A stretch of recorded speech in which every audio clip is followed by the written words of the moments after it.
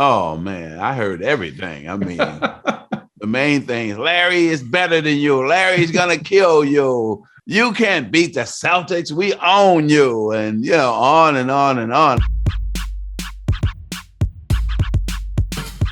So, Magic, you have lived a pretty public life over the years. There's been a lot written about you. There have been documentaries about you. What more will people learn about Magic in this one? Well, I think it's coming from my voice, not only from me, but also the people who live through these moments as well.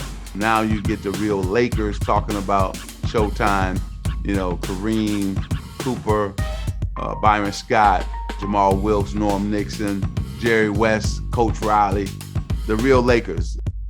And then my journey from all the way from high school, all the way to the NBA and to now as a CEO, that's never been told before. You have to kind of dig deep into your past to tell an accurate portrayal, to tell your side. What was the subject you were most uncomfortable diving into? I'm really not an uncomfortable guy.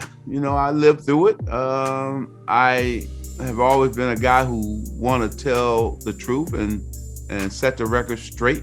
I think when you live through moments, you just tell what happened. And I think that it got emotional my last days with Dr. Jerry Buss. It got emotional talking about when I had to announce that I had HIV and then to tell my teammates and to go public. My time with Elizabeth Glazier, who was dying of AIDS at that time. So, people are going to laugh, they're going to cry, they're going to think, they're going to get a lot out of this documentary. And that's why I'm so proud of it and so happy that I decided to do it.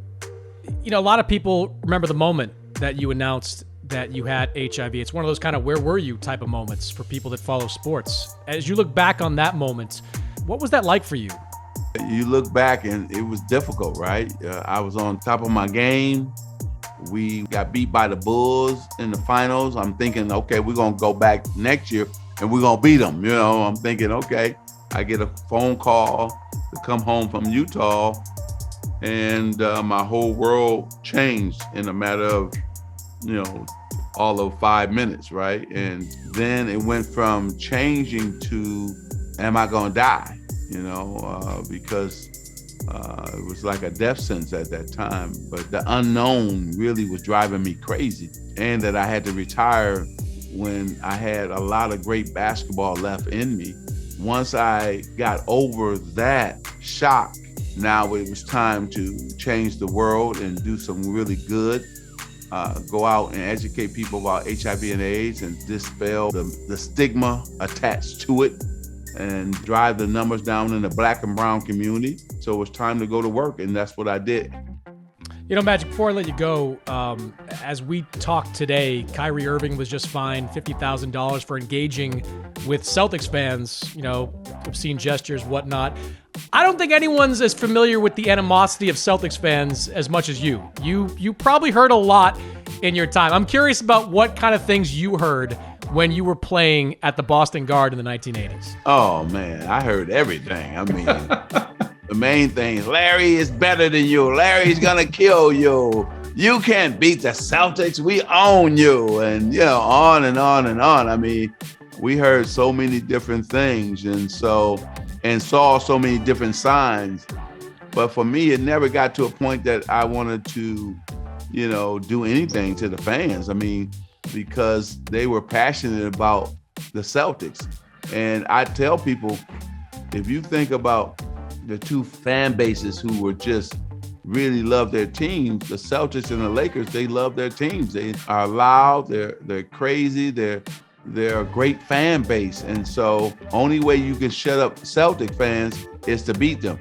Other than that, you're not going to be able to shut them up because they're everywhere in the whole state and around the country. They love their team, and I got to give them credit. And they're knowledgeable about the game. Give the Celtic fans a lot of credit. And I love playing in the old Boston Garden. It was nothing like it. And those intense moments that we had. Now, that was real basketball, real Showtime, real Lakers versus Celtics, Larry Bird, Kevin McHale, Paris, DJ, the hated Danny Ainge, And those were the times right there, baby. No question. Magic, congrats on the new series on Apple TV Plus, 4-part documentary. Looking forward to everybody seeing it this weekend. Thanks for joining me. All right. Thank you for having me. Take care.